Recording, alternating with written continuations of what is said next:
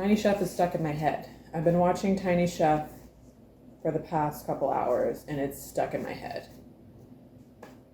And hopefully it's also stuck in my mom's head. She asked me what I was doing and I told her, and she's like, what the hell is a Tiny Chef? And so I showed her better than I could explain it. And now hopefully she is scrolling endlessly watching all the Tiny Chef videos because he's so cute. But now it's stuck in my head. What are we doing right now? We have meds, new meds. I'm going to have to catch you up on yesterday's appointment, but basically it was a whole shit show.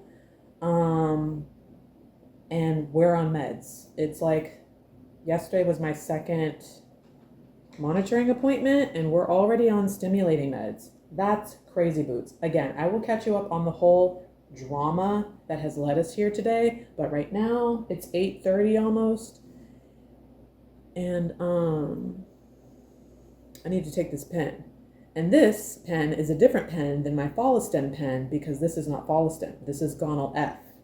And it's been a minute since I've had Gonal F. But when I did have Gonal F, I feel like it wasn't in a pen. It was in a vial and I had to get the shit out myself. So, step one. Do not shake. Oh, it says do not shake the pen. If you shake the pen, air bubbles may appear in the medicine. Oh shit. Girl, put it down. Remove the pen and a new needle from the carton. Check the expiration date. That's a good point. June 2026. All right. Do not use an expired pen. Yes, that would be bad. Choose and prepare your injection site. Select clean alcohol pen pad. I've got so many alcohol pads. It's kind of crazy. I feel like I still have alcohol pads from 4 years ago. And I mean, if they're not dry, then what's the problem? This is where I've been sticking myself. Well, I stuck myself yesterday. That's a whole different story. I'll tell you why. Okay. Okay, now what? Choose a different injection site each time. Pull off the pen cap. So you pull it off, don't twist it off. It wouldn't come off. Make sure there's some tape on this hoe. Okay. Little teeny tiny bit. Little teeny tiny bit. That little bit in there is the gold. Make sure the plastic reservoir that holds the medicine is not cracked. Wow. Okay, yeah, good point. Okay. Confirm the medicine is clear, colorless, and does not contain particles. Girl, I gotta do all of that? That should be happening? For real? Okay. It's clear. If the plastic is cracked, okay, check that the needle's peel-off seal is not broken. Needle. I've got so many needles also. I have so many needles. That's not expired either. Seal is not broken. If it is, get a new needle. Peel off the needle seal. Push the needle on the clear plastic end of the pen and twist the needle until you cannot twist anymore. Okay. Like so.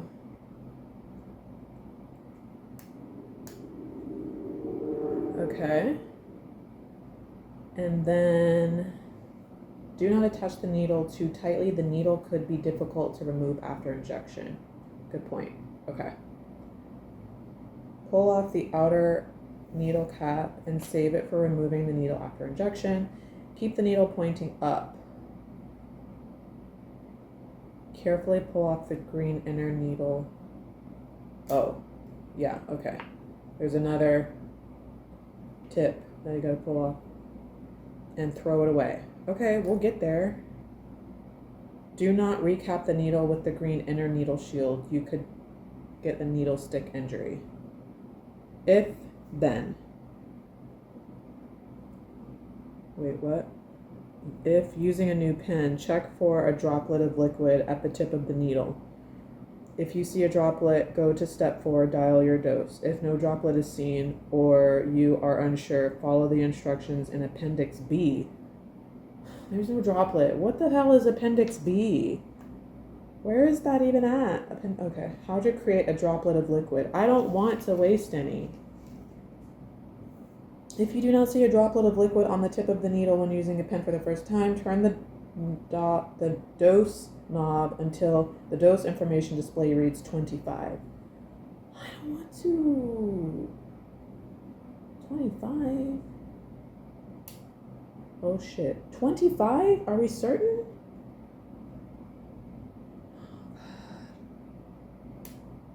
Okay, now it's at 25. With the needle pointing up, gently tap the reservoir so that any air bubbles rise to the top. And there was an air bubble. Then what? Nothing's happening.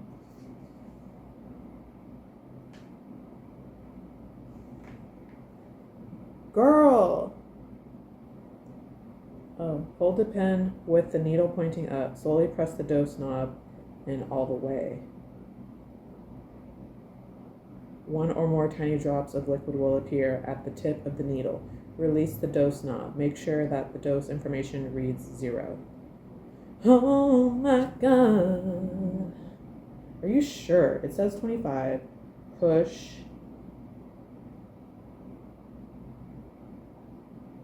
Slowly.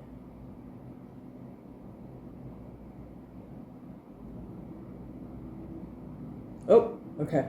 Got a drop. Go back to step 4. Dial your dose.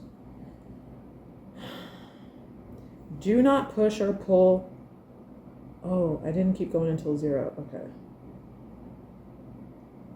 Okay, now it's at 0. Too much drops coming out. Turn the dose knob until your intended dose shows in the dose information display. Mine is 75. You can turn the dose knob backward if you turn it past your intended dose. Oh, okay, I like that. I couldn't do that in the other one.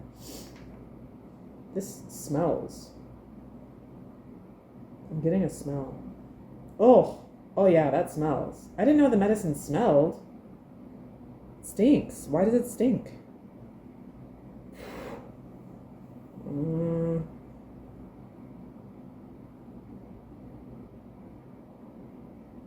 Display reads 150. Okay, mine is 75. Which way? This way.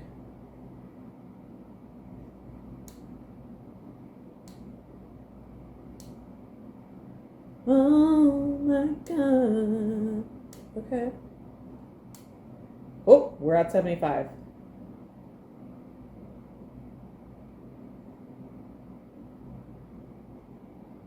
Important. Make sure the dose information displays matches the intended dose recorded in column 5 of your treatment, blah, blah, blah. You might bend the needle if you do not insert the needle straight in at a 90-degree angle. Do not release the dose knob until you remove the needle. Oh, do not release the dose knob until you remove the needle from your skin. Oh. Hold the dose knob down for a slow count of 5 before you remove the needle from your skin. Then release the knob after removal of the needle from your skin. Remove and throw away. Okay, so, all right. Are we good now? I think we're good. I'm scared, even though I just did this last night.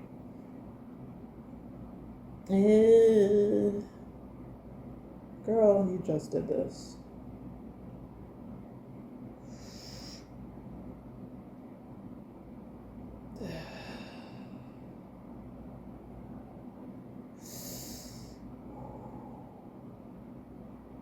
I feel like that needle is a little thicker than the ones that I've been using. Okay.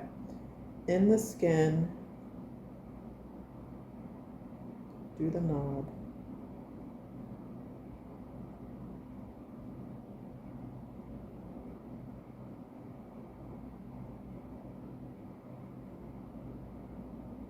Hold the dose button. Count to 5. 1, 2, 3, 4, 5. 6 for good luck. Pull it out. And let it go. Some juice came out. That's what I don't want. Did I not leave it in there long enough? Girl, I didn't do it long enough. Should have let that sit 10 seconds. Alright, so obviously I put this back on. I don't like the way this smells. Strong smell. We're going to untwist the cap. We're going to put this back on.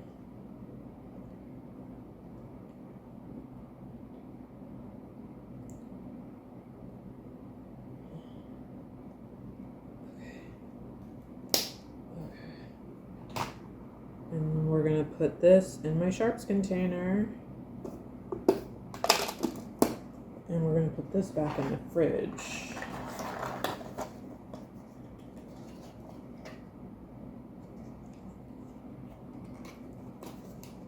Little tiny drop of blood. Alright. Guess I don't need this anymore. But I'm not going to throw it away yet.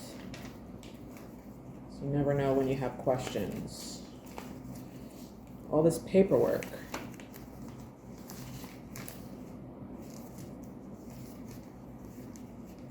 Okay. Paperwork, pamphlets, more paperwork. A different color bag. It's pretty purple. Put that in there.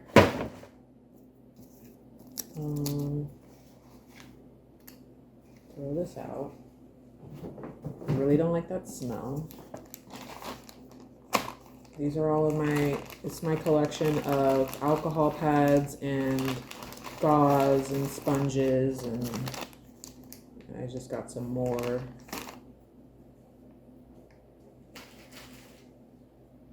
And then I have a big bag of this shit and needles in the bathroom already. Why do I have the needles?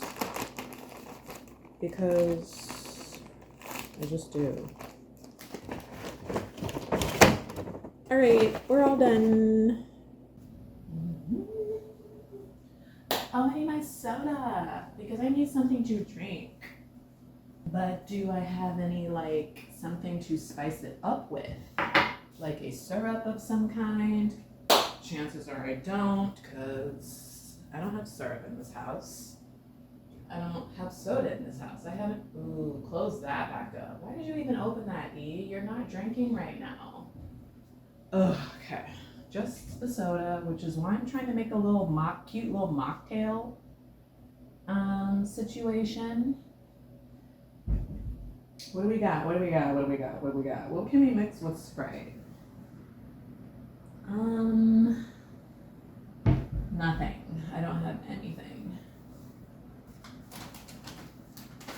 Just keep it cute. Keep it cute, E. Hi.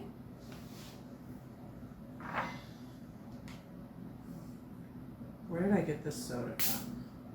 It's not very fizzy. I don't think it's very fizzy.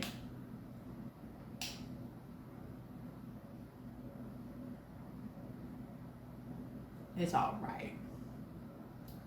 Do I want to pour it in this glass? No.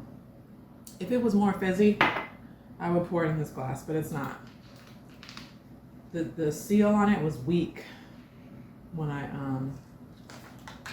popped it. Anyways, hey.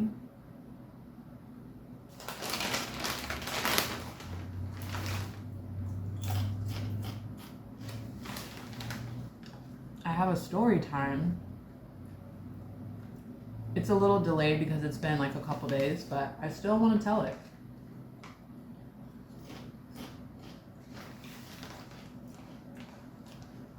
So that's what we're going to do.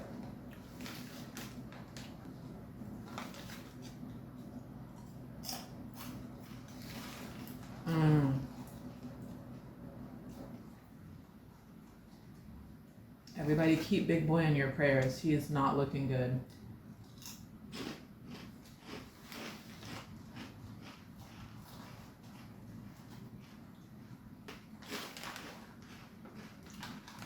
All right, we're gonna get to it. I didn't expect for these to be so good. Give me one more minute. Oh, so good. Nice little snacky snack. Damn, I'm out of peaches. I've been snacking on peaches too. Peaches and pecans and just like little things around here and there. Delicious. Now I have to get me some more peaches. I got bananas over there I need to eat. Anyway, so here's the story time that I wanted to. It's not really a story time. It's like more along the lines of catching up over the past week or so. It feels like Friday, but it's not Friday yet.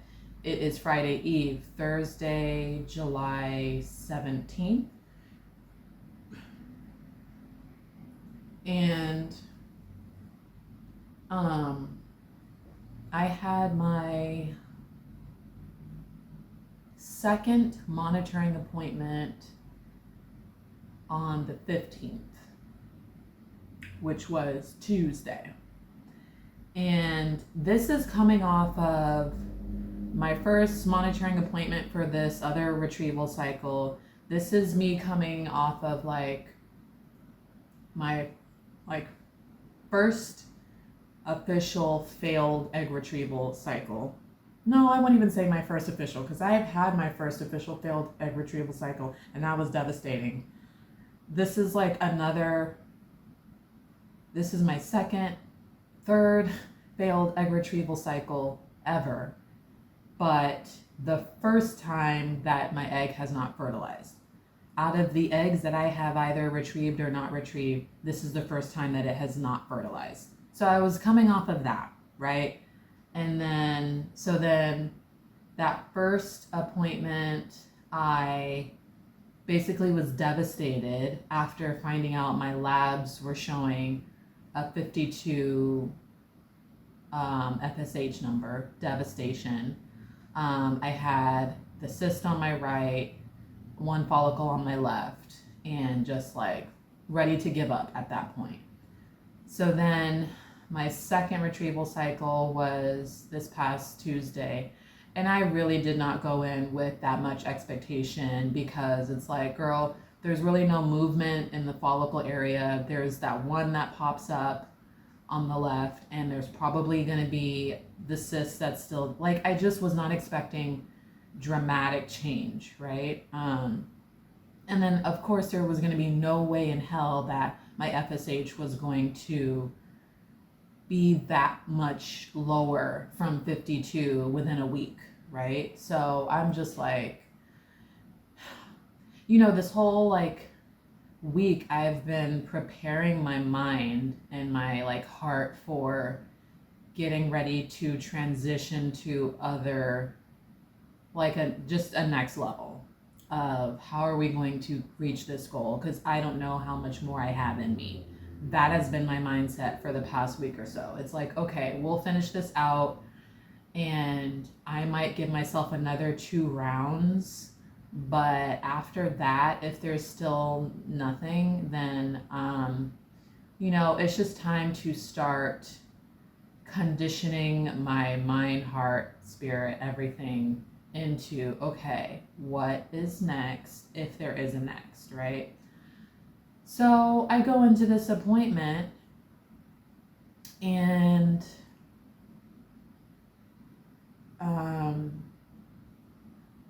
it was later than I typically like, but like I said, my appointments are jacked up because someone is taking my slot that I prefer.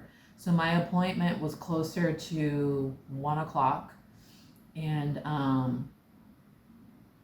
I actually checked in for my appointment and waited almost an hour, because I feel like, first of all, afternoon appointments are always going to be kind of chaotic because there's more people scheduled in the afternoons than in the mornings, which I don't understand why, but it's busier in the afternoons.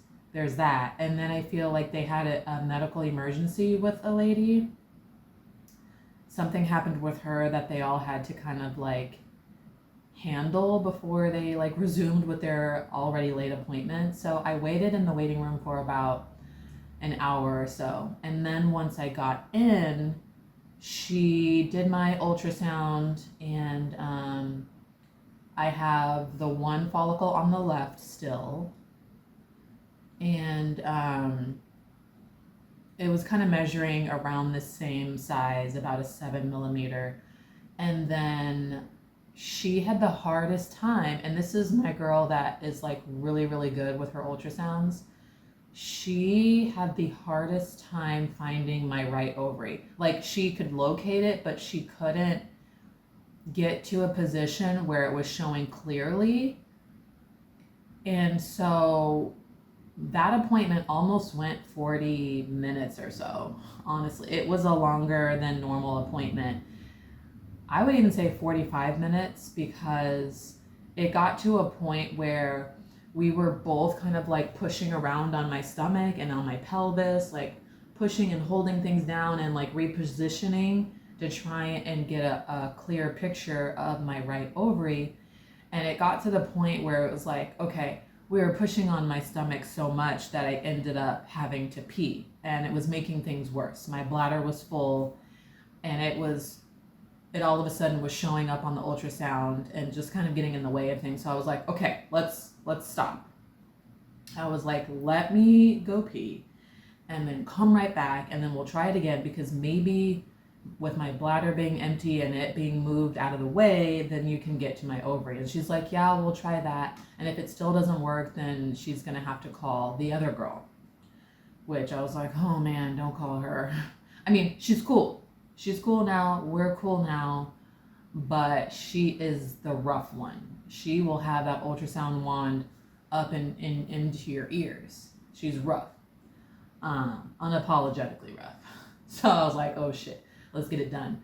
So I had to stop in the middle of my appointment, go run and pee real quick, and then come back. And then when I came back, she had called the other girl anyways.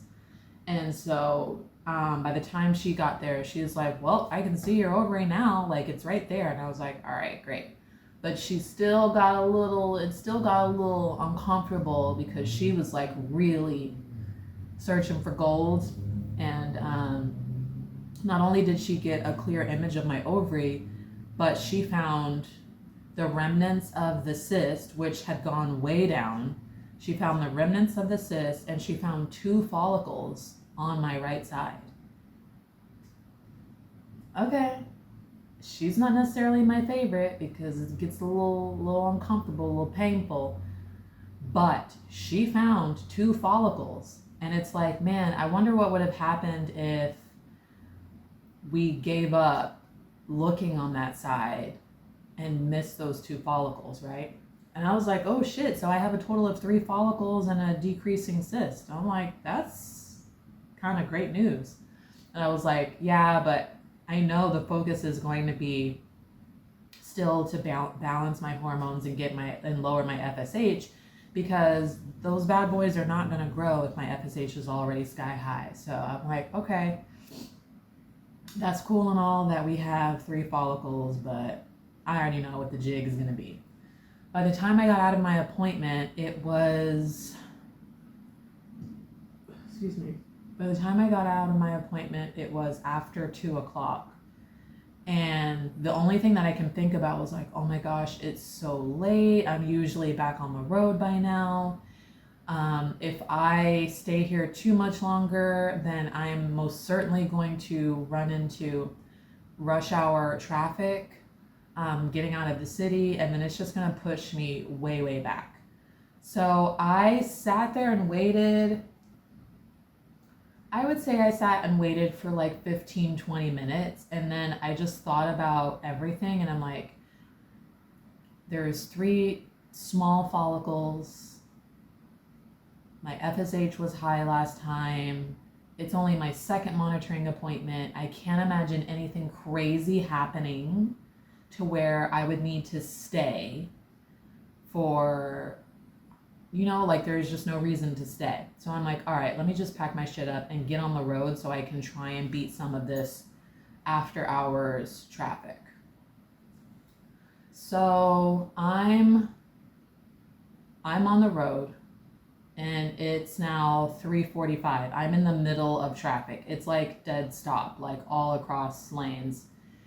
Um, and it's about an hour. I've been traveling for an hour. It's 3:45 and I still hadn't gotten a notification in my portal or a call or anything. So I was like, I mean, that's to be expected when you have a late appointment and then one of these days where like shit just goes wild, it might be super late before you get results. So I'm like, I'm glad that I got on the road because I still haven't gotten any notifications about like how my appointment went.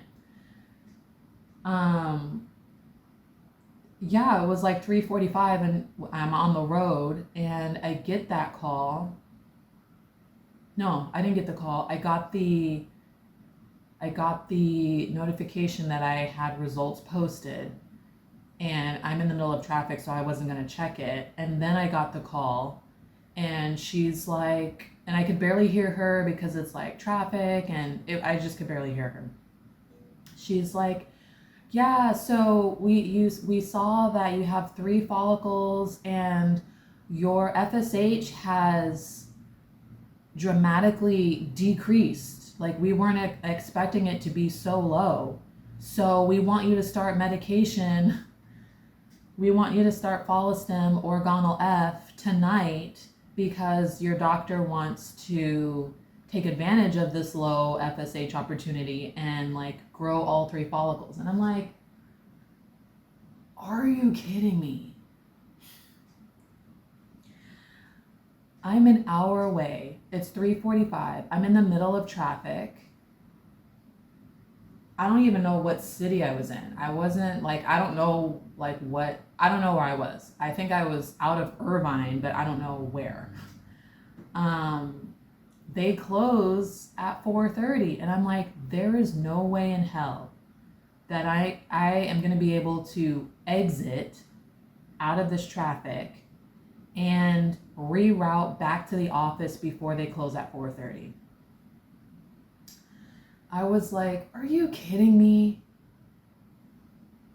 What are the fucking odds? Because we even talked about this in my appointment.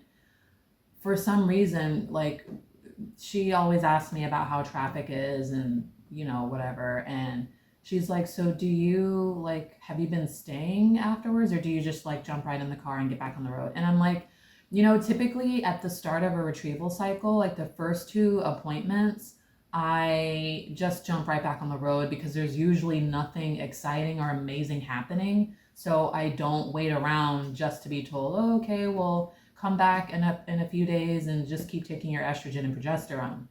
And she's like, oh yeah, okay, I guess that makes sense. And I was like, once it like halfway through and of course to the end, I stick around because I never know what's going to happen. But like appointments like today, like day 2, I just jump back in the car. And I said that in the appointment. And then here it comes. I get the call and they're like, whoa, shockingly, your FSH has dropped dramatically and we want you to start on a stem. And I'm like, what the fuck? I've already left. And I told her, I was like, shit, that is all great news. However, it was unexpected and I made a mistake and I left because I typically get my meds from the office.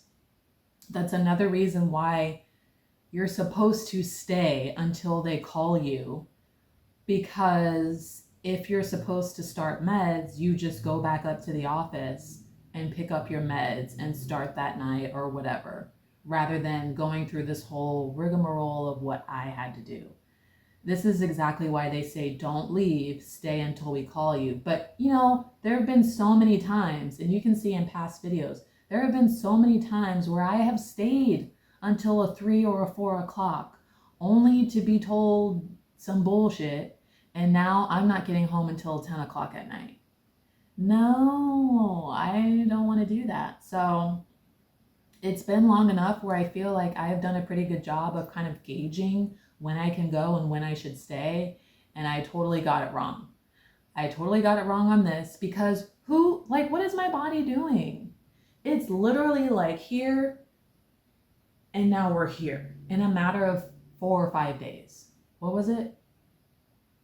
It was So my appointment was on Tuesday. That last week it was Thursday. So from Thursday, Friday, Saturday, Sunday, Monday, 5 days. Thursday to Tuesday, 5 days. It went from 52, and because I was in traffic and I could not open my portal to see what she was talking about, I didn't see until I stopped in my halfway point to get gas and like whatever. I opened it at my halfway point and my FSH had dropped to like 13. I think it was 13 or 14. What? It was only like 5 days of me taking estrogen and progesterone. Usually it takes quite a bit of time to like lower it. 52 to 14, which makes me think, is it possible to like change that quickly and dramatically? Or was there a mistake in my labs that Thursday? You know what I mean? Because that happens too. It's just weird because FSH was 52, my estrogen was 42, and then this past Tuesday, FSH had dropped to 13 or 14, and my estrogen was up to like 360 something. And I'm like, what? Granted, I also have been taking some supplements and stuff. I don't know how dramatically that has affected my medication. Estrogen, progesterone twice a day, in the morning and at night.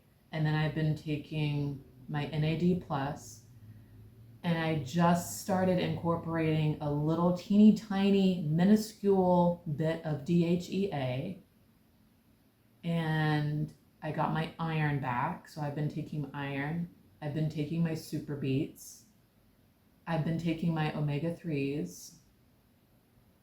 I've been taking aspirin, baby aspirin every morning, which I ran out of.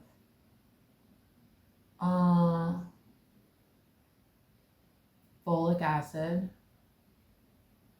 vitamin D3, turmeric tea at night, which I didn't have any last night. Did I? I did not. Did I? I did not. So this cycle, I have incorporated a different combination of things. So it's probably affecting something, but it's working to my advantage so far.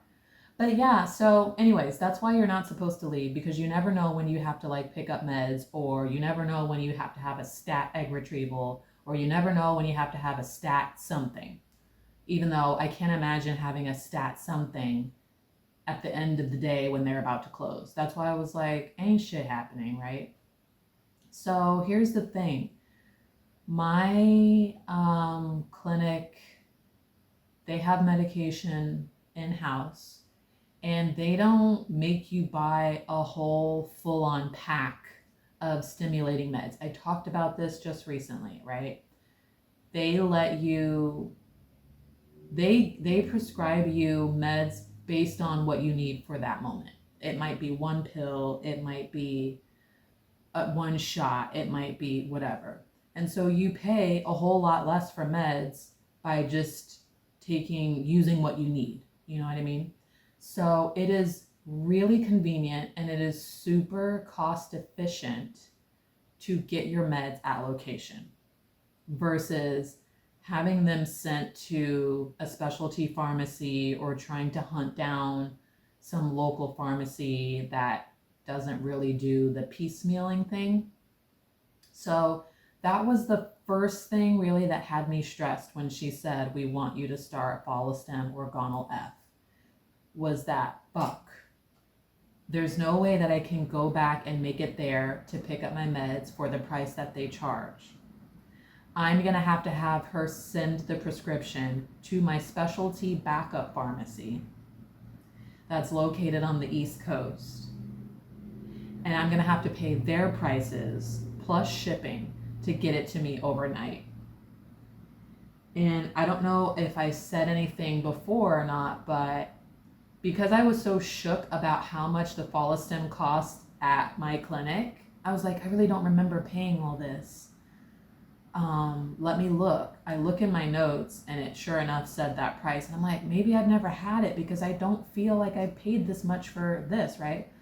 And so I called my backup specialty pharmacy on the East Coast to get a price point for cash, and they quoted me at over $1,000. And I was like, shut my mouth, excuse me. This is like, okay, thank you for the information. Click. Because $300 to over $1,000 is amazing savings. Okay, so I was like, all right, now I know to be grateful and like just be quiet. I mean, it's good to like have information. It's good to like check your price points and different, at different places. But I was like, okay, that cleared that up for me. So because I had done that the last time I had Follistim, I immediately went into, fuck, I'm going to have my backup pharmacy overnight me meds, and I'm going to have to pay that price that I had gotten quoted before.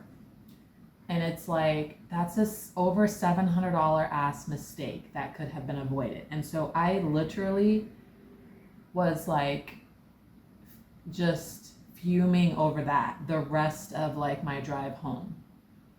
Because I'm like, shit, all I had to do was stay my ass there. All I had to do was stay there. And I would have paid the lower price. Now I'm having to pay $700 unnecessarily. Like, that grinds my gears. I hate to waste. So there's that. And also the fact that they wanted me to start meds that same night. And I don't have meds that night. I'm going to have to like get it overnight. And I told her, the nurse, that, and she's like, that's fine. Just make sure you get your meds overnighted to you and you can start tomorrow, but like just take it every other day. And I was like, okay, I can do that.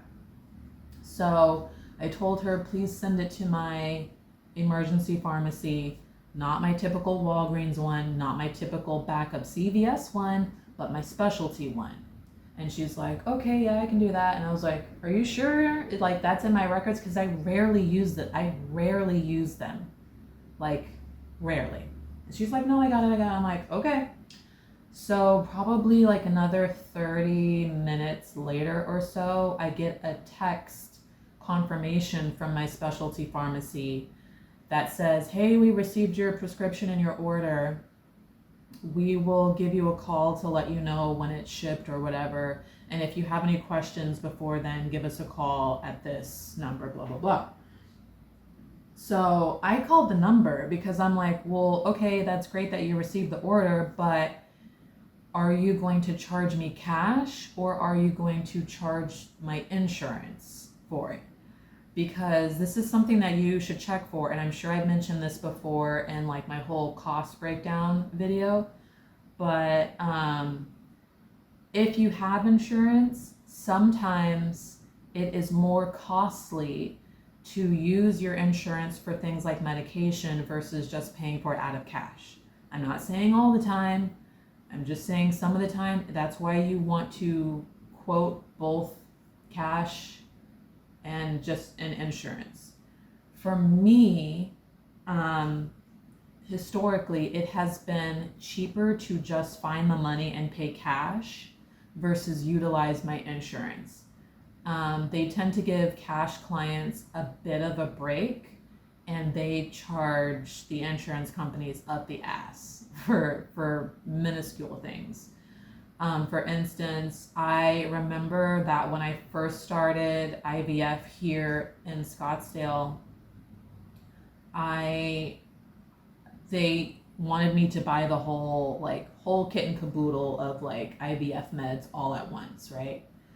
For standard IVF. And that ended up costing us $4,000 out of pocket. I looked into if insurance would cover it, and they said, yeah, you can use your insurance to pay for meds, but it is going to eat up I feel like it was going to eat up 90% of my insurance. I have a $15,000 lifetime policy, if you will. And so I have to basically manage that account. And so if it was going to take 90% of that 15,000 for this $4,000 bundle of meds, we were like, what the fuck? How are we going to do a round? Like a one round costs $15,000.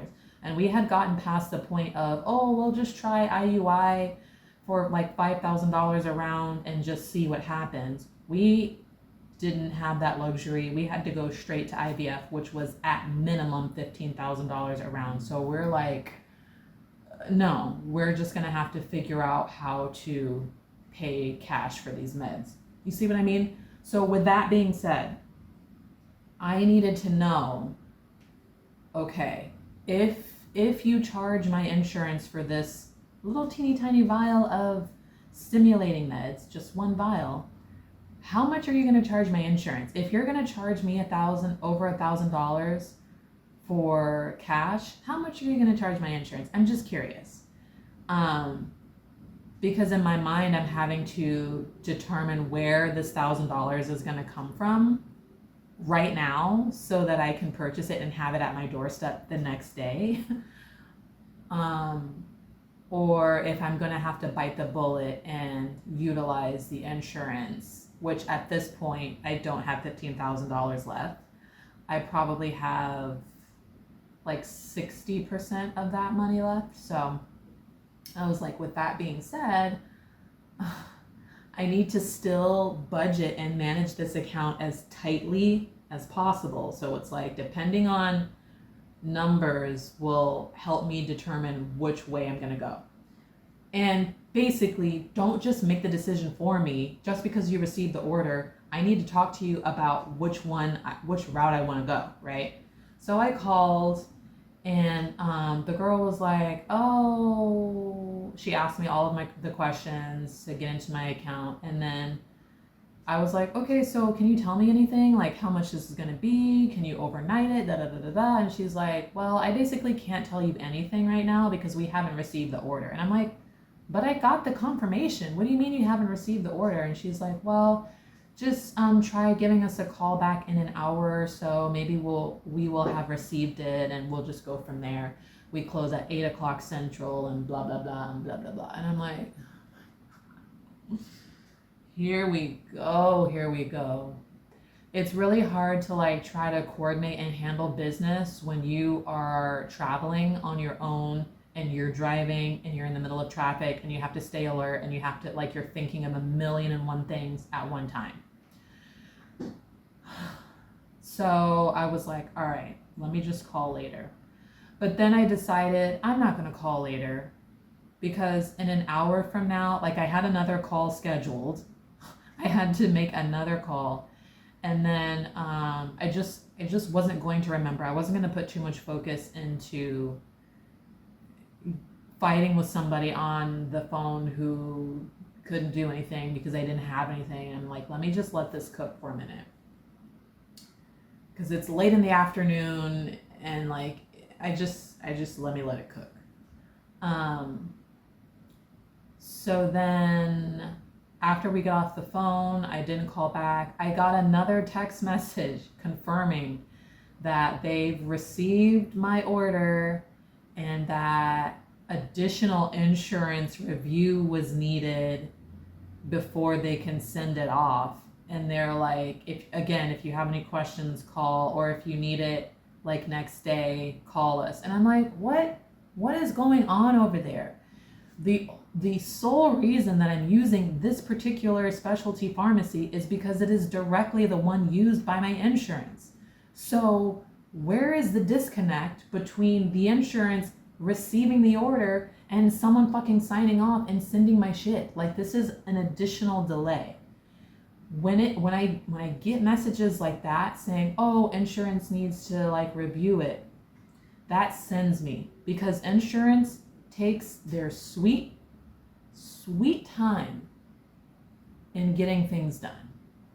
And it's like, okay, it definitely is not going to happen tonight, which is stressing me the fuck out. Because if they don't send the order, and if they don't get this straight until morning, then they're still only going to overnight it. There's no way they can get it to me same day. They're still going to have to overnight it. So now I'm going to be 2 days behind in meds, which is not going to be enough time before my next appointment because I have to be back Saturday. Appointment was on Tuesday. I missed meds on Tuesday, take it on Wednesday.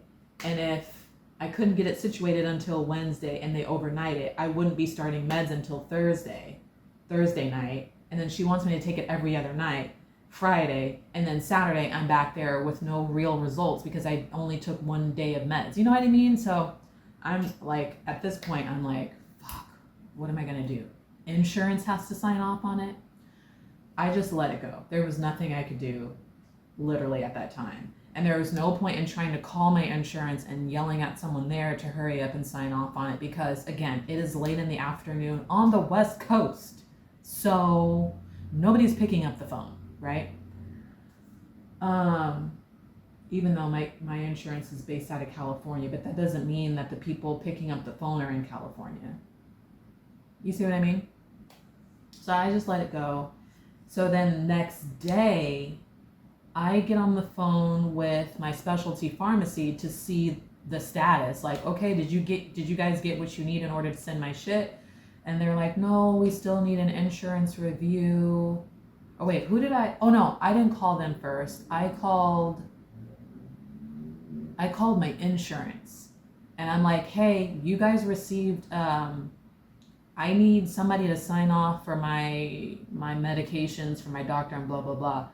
And the girl took forever only to tell me, oh, well, for specialty prescriptions, you need to go through ESI, which is Express Scripts. And I'm like,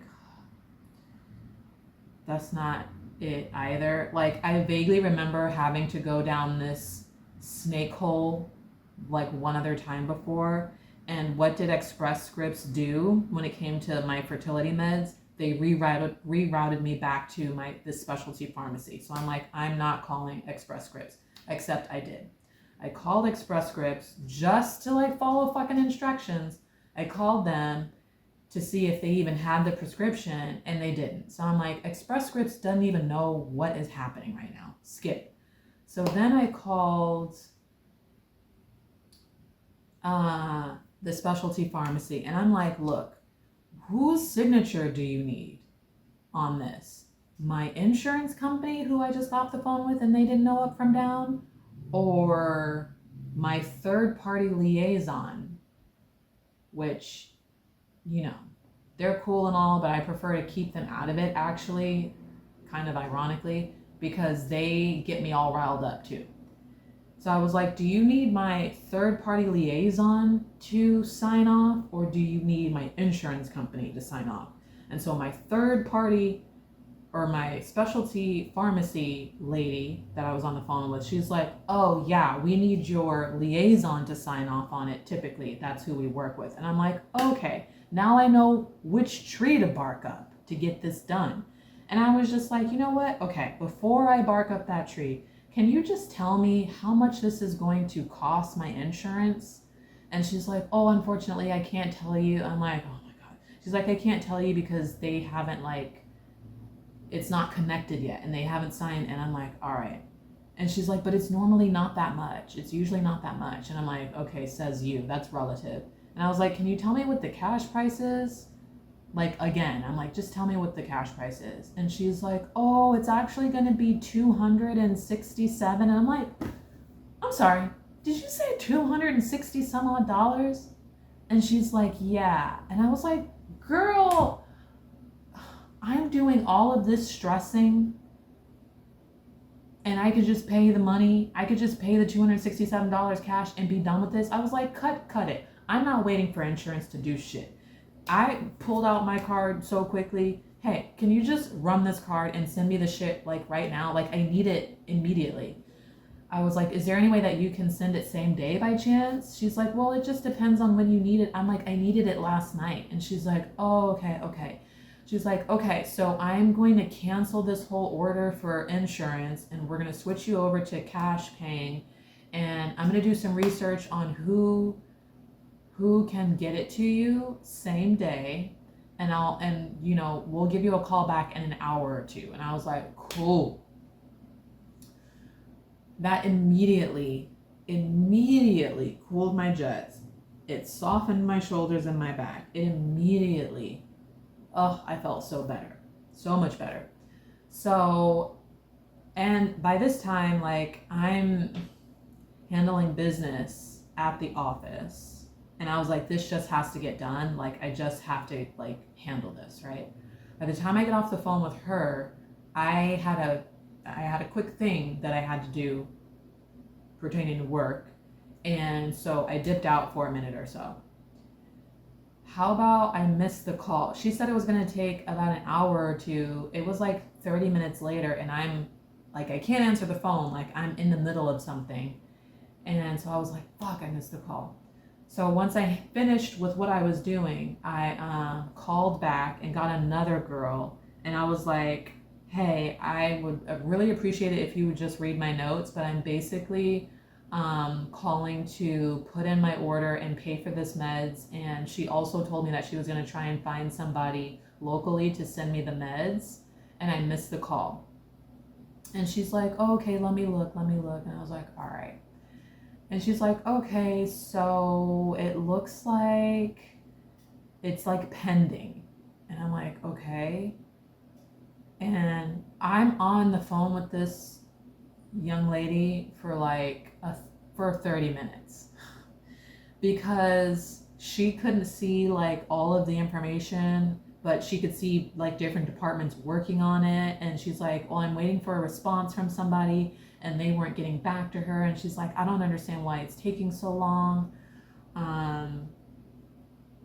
And so I was like, that's fine. I will hold on the phone with you until you figure it out. And I was like, okay, while you're waiting, can you just confirm how much this is going to be? Because again, if you don't keep asking the same questions all the way through until you receive the package or until you reach the goal, there is a high possibility that different people in different departments and different companies, every time the information changes hands, the price is going to change too. In my experience, you have to keep asking the same thing. Otherwise, at one point, it's going to change and you're not going to know and you're going to be surprised. So I was like, can you just tell me how much this is going to be again? And she was like, yeah, let me see. And she looks and she's like, well, it's going to be about $267, but I won't know for sure until they confirm who is going to send you the meds. And I was like, all right. I was like, okay, see, there is that little bit of gray area. I won't know for sure until they find a company to send me the meds. And I was like, all right, that's fair, I guess. And so by the time we finished that conversation, she found me someone that could get it to me the same day, but it wasn't going to be delivered to me. I would have to go to some local pharmacy and pick it up. And I was like, that's fine. So she gave me some address in Scottsdale, and I was like, oh, my old stomping grounds, okay. And she gave me all the information, and they connected everything, and so the pharmacy was directly communicating with me at that point, and was like, we can get you the meds within an hour, or the meds will be ready for you within an hour as soon as you make payment. So I was like, all right. So then he turns around, because I'm chatting with the live person or whatever. It's all very sketchy. I'm chatting with this person and he's like, okay, well, put your information in, make the payment, and then tell me when you've done that. And I was like, all right, so I did. So I go to the payment portal and tell me why it was $220. It wasn't even $267. It was $220. So I'm just here to say, look at God, because it went from normally would have been $300 to over $1,000 of a mistake, or $700 mistake to pay over $1,000, to $267 to ending up paying $220.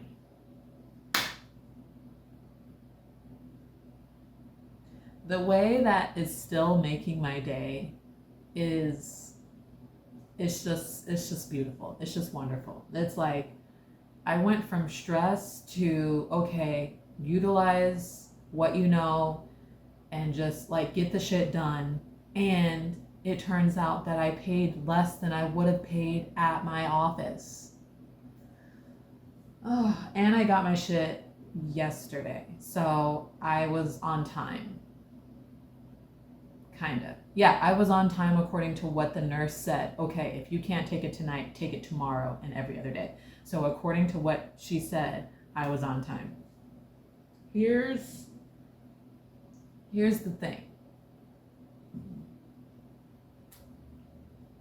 Tuesday night, I was so kind of like upset about not starting my meds when I was supposed to originally, that I went into the refrigerator and I pulled out that old Follistim pen that I used last retrieval cycle, because I don't remember if I said it on camera or not, but I'm like, okay, well, technically I've used all the doses in this pen, but I wasn't quite ready to just throw it away, and I'm glad I didn't throw it away. I was like, I don't have time to deal with this and inspect it or whatever, but I don't want to just throw it away in case there's something in it.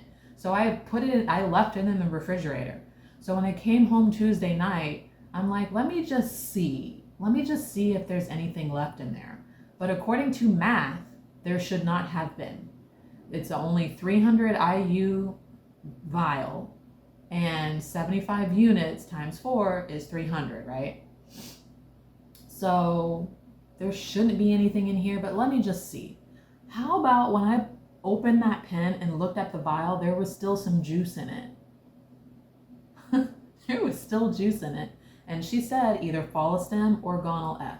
That was another thing. Like when I told her to send the prescription to my specialty pharmacy, either I couldn't hear what she said or she didn't say which one she was going to send.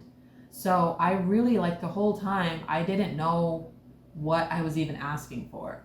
If they would have said, oh, so what's the medication you're needing? And I'm like, I don't know. It's either Follistim or Gonal F or both. I don't know. They just sent it over. I just would not have known. So because in my notes, it ended up saying either or, I was like, well, I still have some like a little teeny corner, like drip drop of that Follistim. I was like, I wonder if this is 75 units worth. So what did I do? I dialed that pen to 75 and stuck myself. I don't know how much came out or if it worked or not, but when I took it out again to look if I had used that whole little bit, I did not, but it was lesser. It was less juice in there than there was before I pricked myself. So I was like, I wonder what that did. And I know that sounds crazy to not know for sure, but I was trying to explain to my mom, like, the Follistim pen is not see-through. So you dial it and you inject, but you can't see what's actually happening in the pen. And there's no measurements on the little vial itself to show you where you were and where you are now. So like I could not understand if it had worked or not, because there's also in that pen a little windy thing, like when you dial it, that like push up the plunger in the vial to like administer that specific dose. And I couldn't tell if that was actually pushing up or if it was, you know what I mean? Like I just couldn't tell what the fuck was happening. So I'm like, I did something. I don't know what. I don't know how much I got, if I got any. So technically I did something on Monday, and then I did something on Tuesday when I got the actual dose, like the actual pen, which ended up being Gonal F this time, not Follistim. And that could also be another reason why there was such a price difference. I don't know why, but I'm not complaining. I'm just grateful. I'm blessed. So I'm in my head, I'm kind of hoping that, because she was like, just make sure you take it every other day. And I was like, okay, cool. So by me thinking I'm taking a little something on Monday and then Tuesday, it has me a teeny tiny bit in my head about whether I've taken too much stimulant. I don't know. I don't think so. Like, I convinced myself on the phone with my mom yesterday that it was going to be fine.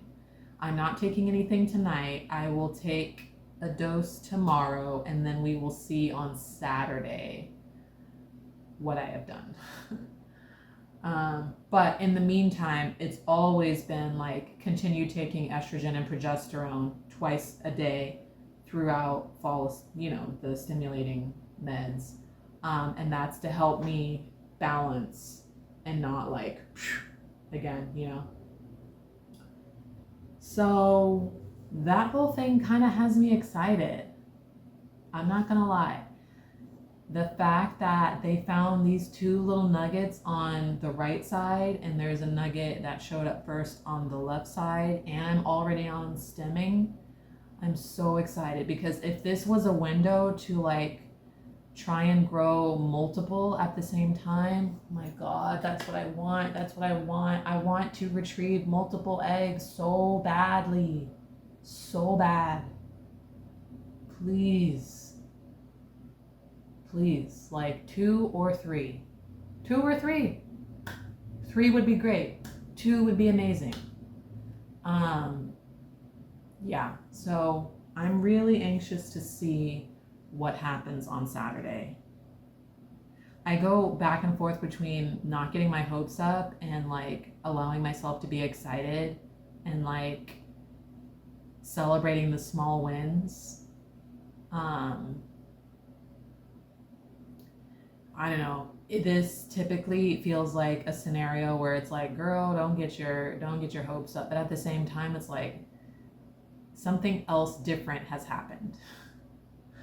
I am in an unfamiliar season right now with my cycles. All of this is new. My body is just doing whatever the fuck it wants to right now, and as much as I moan about it, I'm kind of here for it. Do you, boo? Just get the job done, will ya? Get the job done. There's all my carbonation. Also, lessons learned. I am at the point now where I need to stay my ass in town until they dismiss me. I don't want to make that mistake again. That could have costed me mucho dinero. So, yeah. That's all I wanted to say. Those are the latest adventures. Oh, and so yeah, I didn't I took the Gonal F. Did I make a video? I think I recorded it. I think I did. But I'm not going to every time I do it, because you guys get the gist. And that's it. You keep it pushing. But yeah, I'll update on Saturday with what the hell goes on. My appointment is going to be earlier in the day. It is going to be around my normal time, so grateful for that. But yeah, we'll see. We'll see. All right, that's it for now. I'm gonna go chill. Tired. Bye.